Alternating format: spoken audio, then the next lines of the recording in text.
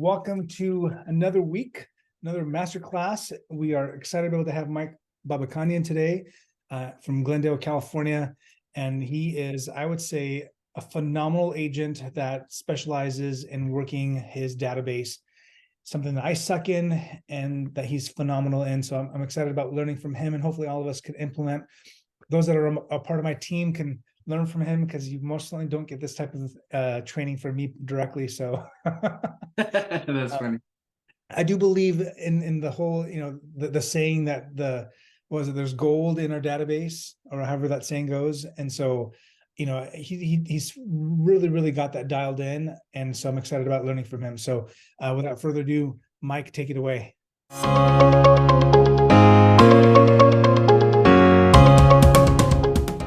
Thank you, Nazar.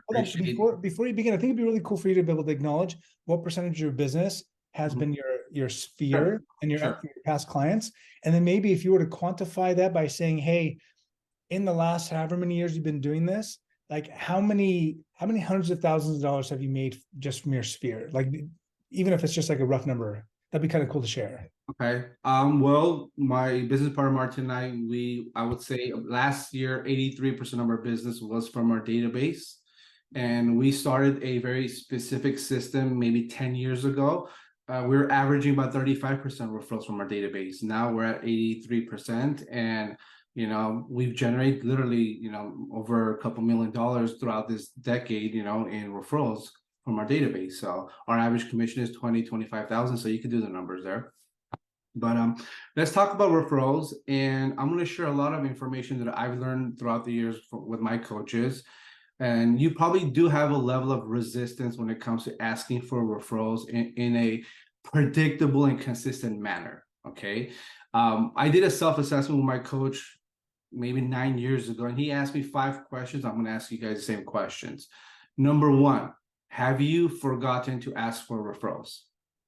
Yes or no? I'm sure it's a yes. Number 2, do you feel uncomfortable when you ask for a referral? Number 3, do you feel by asking for a referral, it's a sign of weakness and you sound desperate?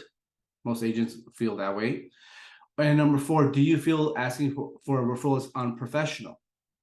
And number 5, do you feel, do you even deserve a referral? Okay, so if you answered yes to at least 4 of those questions, my coach will say you have what's called a referral resistance. And the reason why you have a referral resistance, it's very simple. It's really your mindset about asking for referrals. Okay, we have a lot of great scripts from Mike Ferry, Tom Ferry, and other great coaches. And I see this mistake a lot. I've made it, my team members have made it, where we memorize these scripts and we try to use it on clients. And then when it doesn't work, we get discouraged. The reason why it doesn't work is because we don't have the proper mindset around asking the client for a referral. The clients always will sense it from your tonality and your body language. They'll get a feeling of it, right? So we need to rise from that fear of asking for referrals. And if you think about it, I've been taught that the reason why we refer products, businesses to one another is simple. It makes us feel good. Okay. I'll give you an example. If you go to a restaurant, you love the food, it's delicious, the experience was wonderful. You can't wait to share that experience with your friends and your family members, because you want them to go to that same restaurant so they could experience it, right? Why? Because it makes you feel good.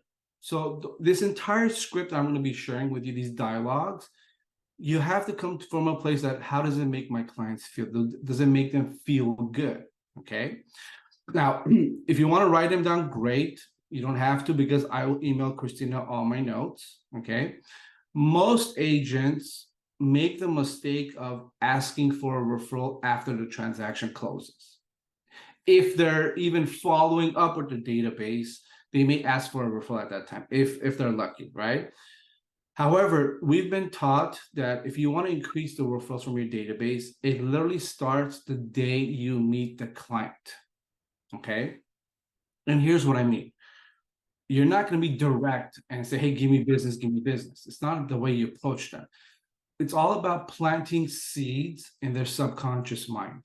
Every time you're in a conversation with a client, you want to, in a very subtle way, plant a seed in their subconscious mind. So when the time comes, when they hear about real estate, they could think of you. That's the objective here, okay?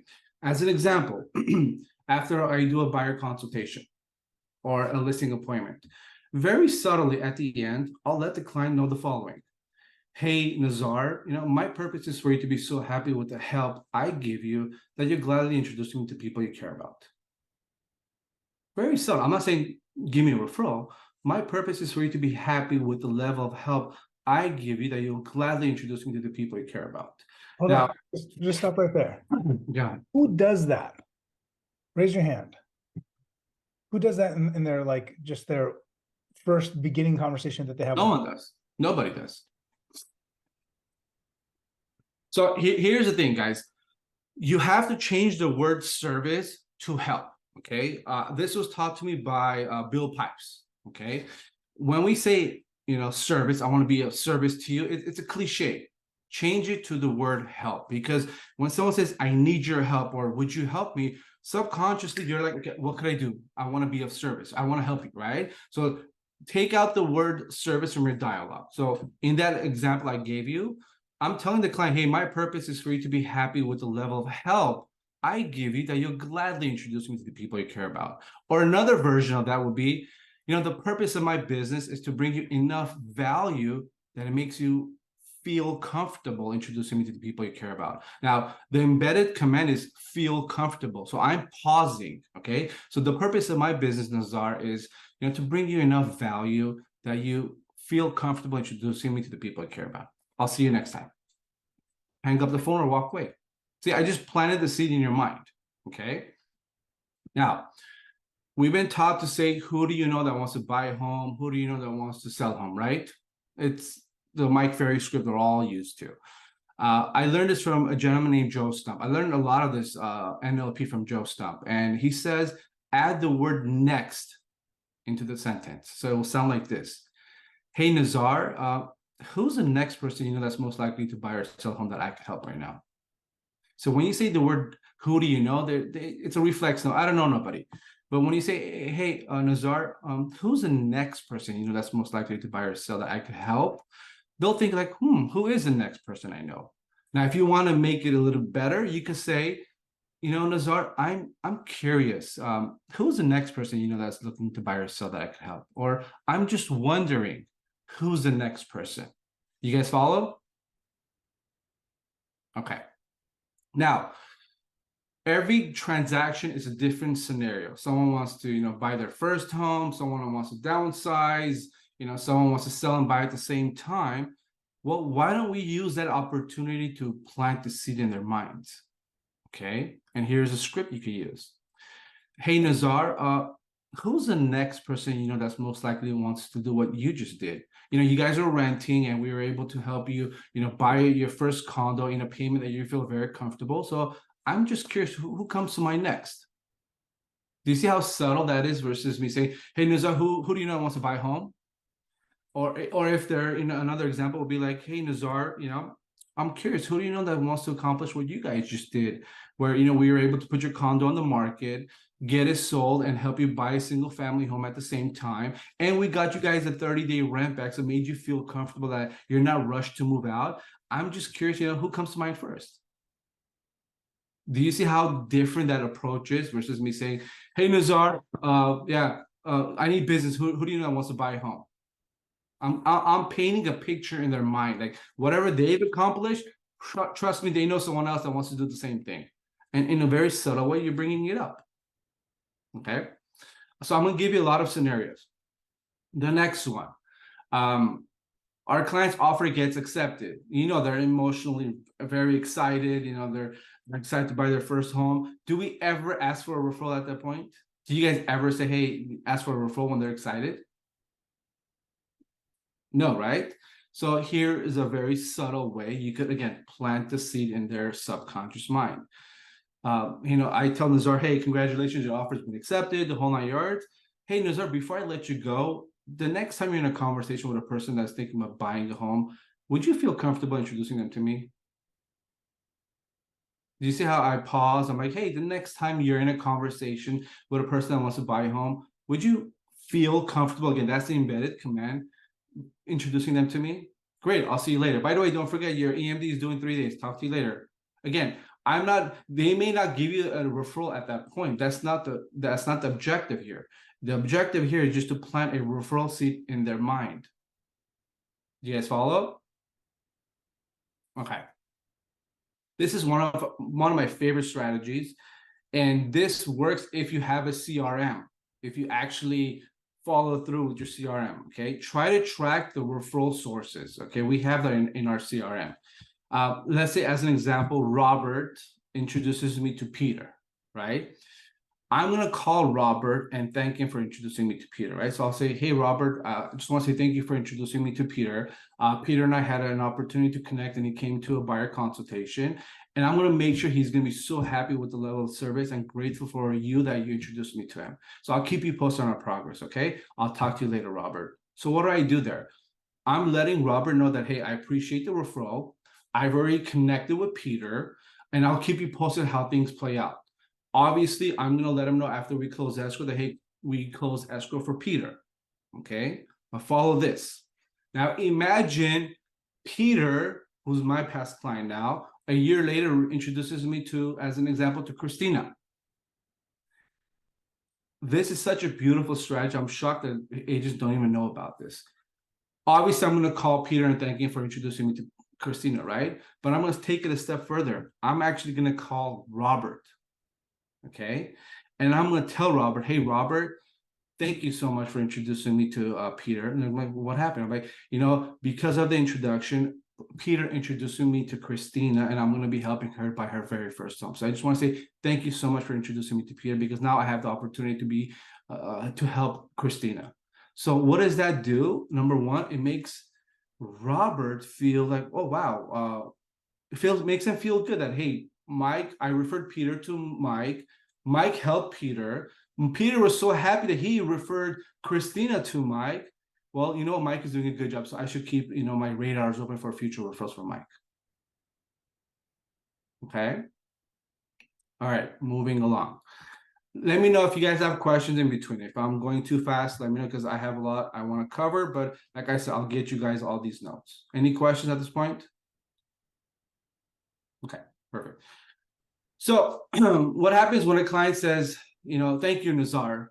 Do you guys do anything when the client says thank you? Like a past client calls you out of the blue, says, hey, could you refer me to a painter, as an example, and you refer him to a painter, and they say thank you so much. What do you say? I'm curious. Nazar, what would you say? My pleasure. You're welcome. That's it, right? Yeah, my pleasure. You're welcome. I'll talk to you later, right? So how about you, again, plant the seed for future referrals, and you could say something like this. Hey, Nazar, isn't it nice to know that you have a friend in the business you can count on?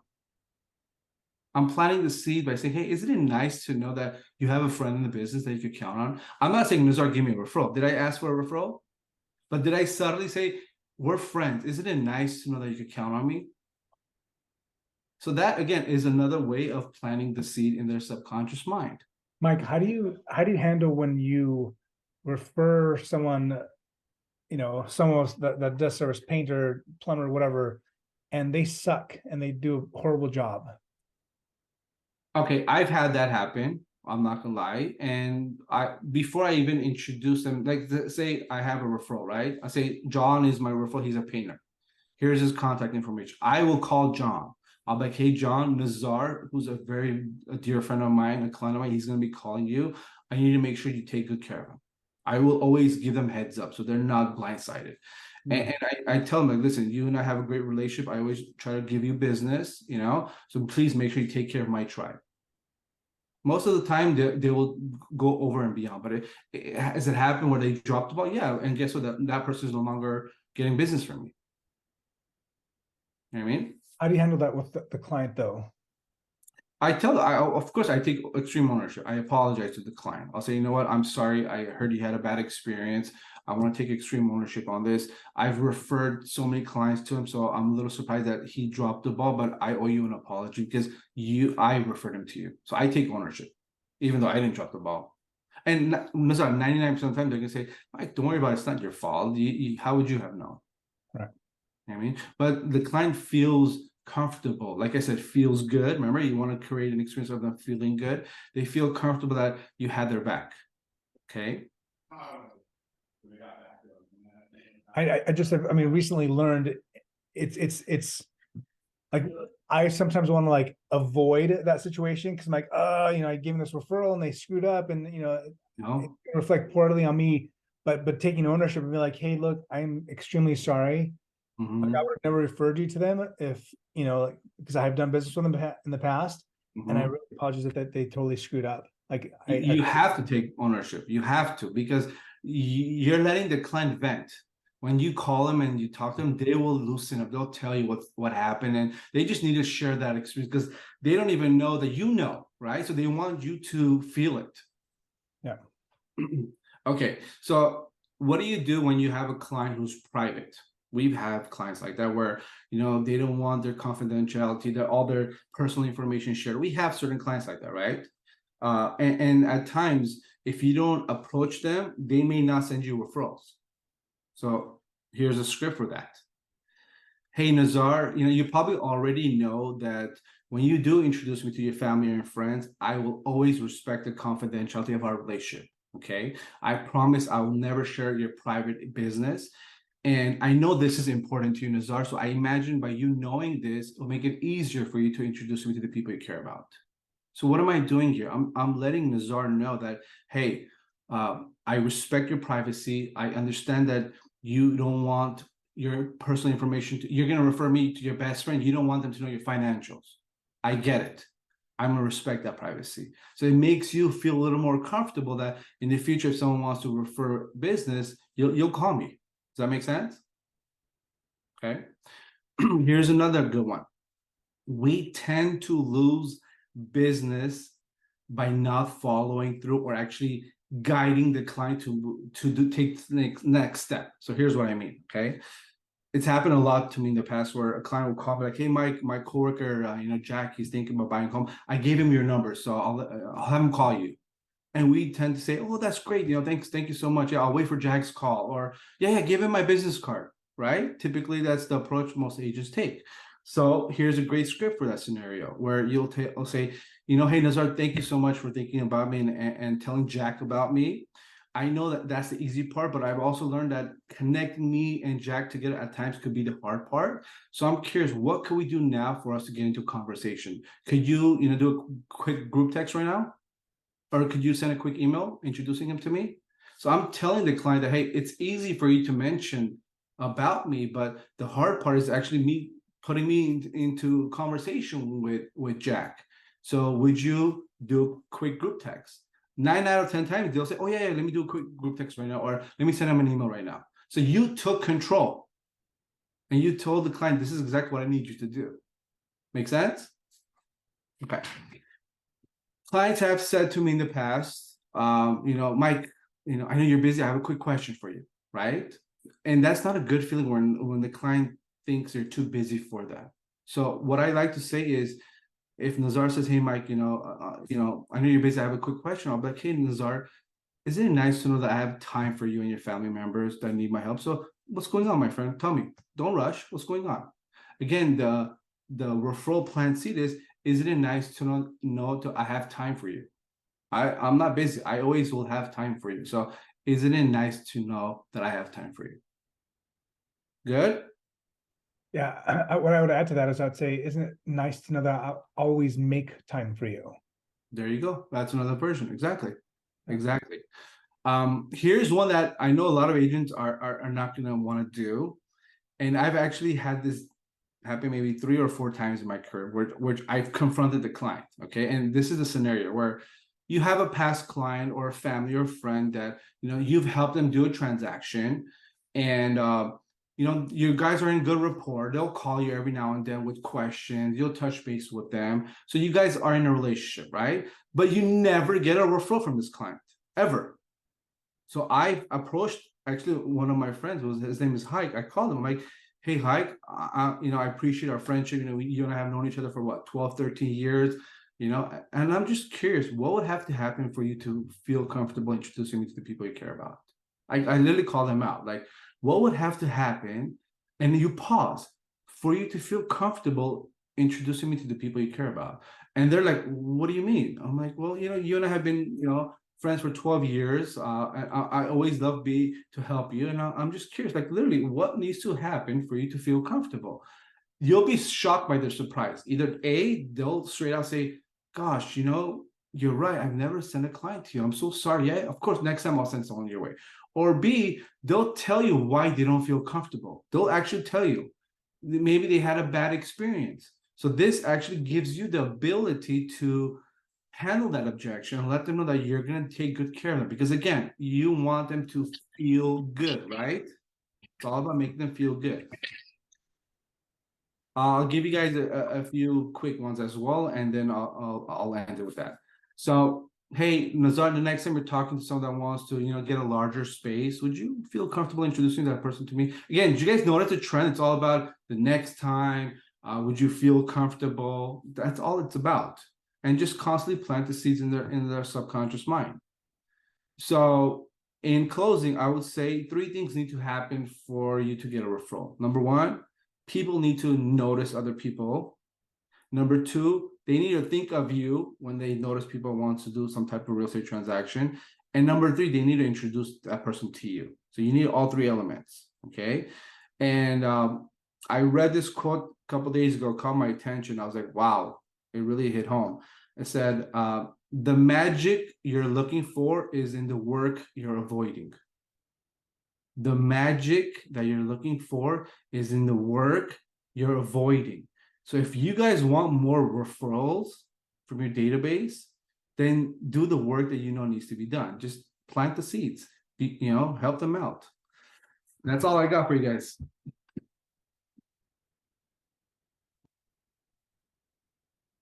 What happened to your audio? Let's open up to some Q&A.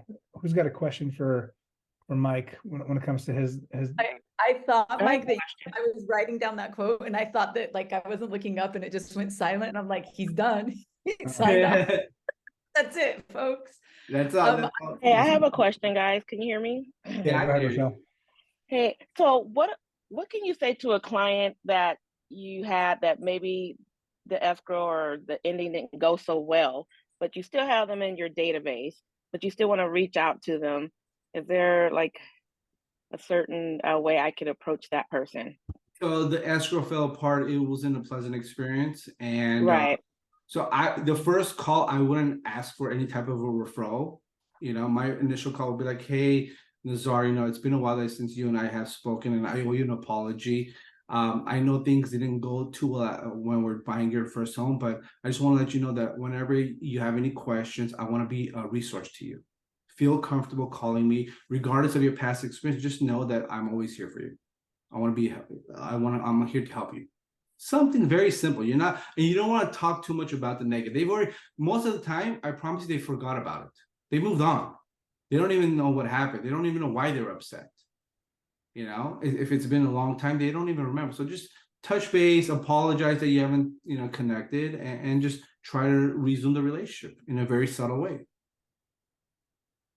Okay. This experience when I was younger, a newer agent, and it was a sphere transaction that I did. It was a young couple buying their first home. I showed them a ton of property. They ultimately bought a home. It was in a super competitive market back in like 2006. And they bought the house. They're super grateful for it. And then they went ahead and decided they were going to gut the kitchen and put a new kitchen in. Mm-hmm. And in the process of doing that, they discovered black mold all in the back of the kitchen. And so like they freaked out. They like called me. They're upset with me. And I was like, it wasn't disclosed. The seller just disclosed that. Like they probably didn't even know about it, right? Because it was behind the cabinets. Mm-hmm. What they did, what was I supposed to do? And so they got super, super frustrated and upset with me. And I didn't know what to do. And so I just stopped talking to them. And what's really frustrating to me is that I know that experience led me to like lose out all kinds of opportunities because we had so many mutual friends. And so if I had just taken ownership and been like, hey, I am so sorry that happened. Like obviously taking responsibility for what I had control over, but then also realizing there's stuff that I did not have control over, and then help them along the way as much as I possibly could to be able to figure out what to do in that situation. I mean, obviously they would have had to just get their HOA or their you know, a homeowner's insurance involved, and I don't know, I don't even know what happened. I like literally stopped talking to them. But what I learned from that unfortunate experience is that if we run away from problems, that they will lead to opportunities, or they will lead to missed opportunities, versus saying, hey, we're going to deal with this. This is the issue. Let's resolve it and let's move forward. I think people respect that.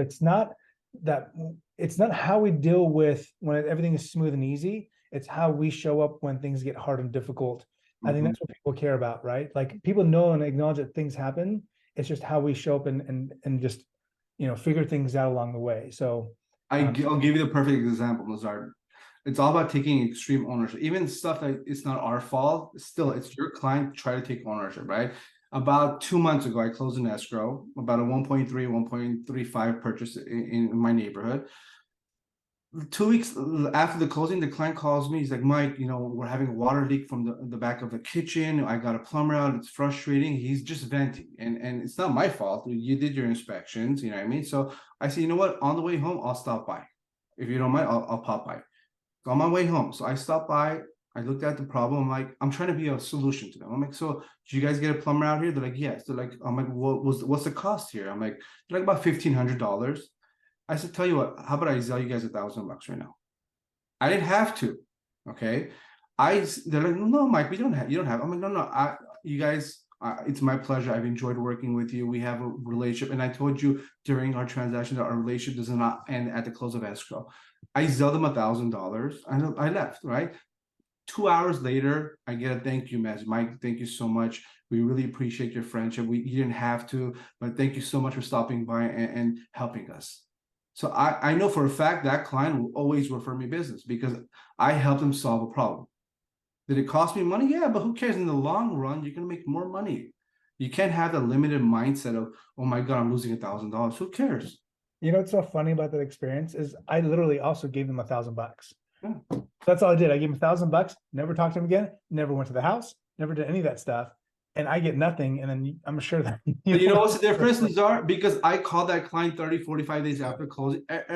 All of our clients after closing, about 30 to 45 days, we'll touch base with them. So I met with them 2 weeks after the closing. I call them about 30, 45 days later. I'm like, hey, how's everything else going? Oh, Mike, everything is perfect. Great. Thanks again, Mike, for the $1,000. You didn't have to. We really appreciate it. See, it's the follow through. It's also the fact that you went there, right? Yeah, it was on my way home. I was like, I'll stop by. Well, yeah, this house was not on my way home, but if I had made the concerted effort to like actually go to the home, show up, sit in the pain with them of the difficult thing that happened, and just sit there, like, people, all they want to do is just be heard. Like that'd go so much farther along than just throwing money at a problem or ignoring the problem altogether. Even if you don't go in Nazar, you say, here, I'll give you $1,000, not because you need it, because I just want to really help you. Yeah. The key is to call them back maybe 2 weeks or 3 weeks. They're like, hey, just checking in how things are going. Yeah. It's a follow-up. So they feel like you care for them. You're not there just to make a quick sell and get the commission and take off. You know what I mean? It's all about the follow-up. Well, what makes it feel good, remember? Feel good. Yeah. What I appreciate about you, Mike, is that it's not a facade. It's not an act that you do just so that you can get business. Like, that's just who you genuinely are. And I think people can, it's naturally feel that about you. And I think that's awesome. Like, if we are genuine as we are, and we care about our people, and obviously I know that, you know, Matt, you know, does the same thing there in Vegas, just all about the client experience, can go a long way. And, you know, I've been a lot more transactional with my business over the years, just because I just want to like get the work done and be done. I should have been a freaking, you know, brain surgeon or something, so I don't have to ever talk to clients. But, you know, it is what it is. Like, I think if you apply both those things, right? Like, there's one way is going to be constant source of business. The other way, you're going to have to always be fishing for new opportunities. So, but with that too, I think, because I know a lot of us are worried about super apps and other things and people having access to our database. When you're doing these things, and like Matt and Mike taking care of your clients, they're not going to go somewhere else. And so you don't have to worry about that. You have, and I know that you guys, those two have it in place where they have every step of the way what they're going to do, but it is genuine. It's not like, oh, I'm just another date on the calendar. Like they're doing all of these things and they're taking care of their clients, and they're not going to go somewhere else. And they're going to tell their friends, oh, don't go there, go here, go to my friend Mike or go to my friend Matt. Skip Nazar because he's not going to have a conversation, but move on.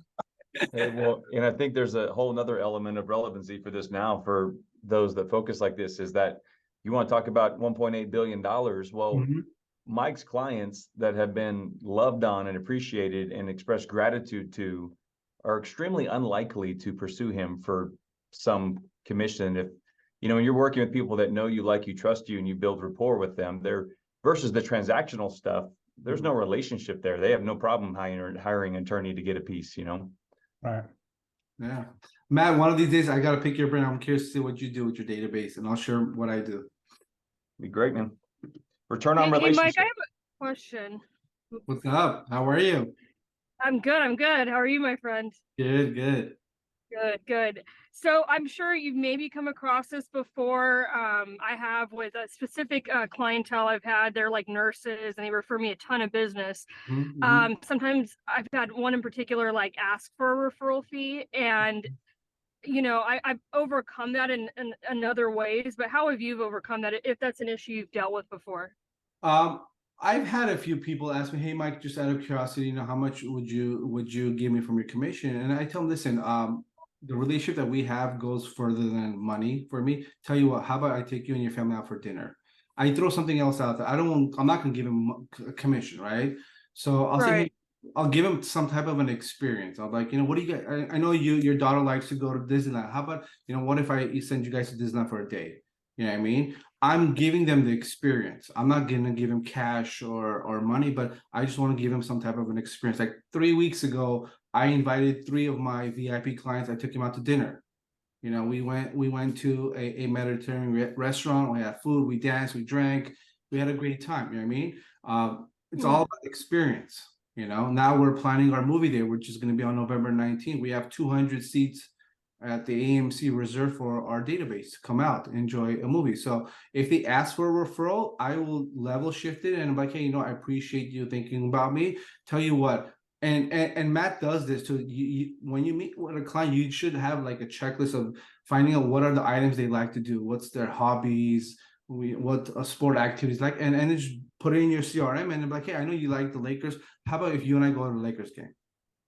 Can you guys share, Matt, and I know Mike, you've shared that with us, but can you share that checklist or that list that you do to find out those things? And how do you get those from your clients? Oh, Matt's on the phone. But like, how do you have that conversation without it feeling like what's your favorite sports team? What's your favorite?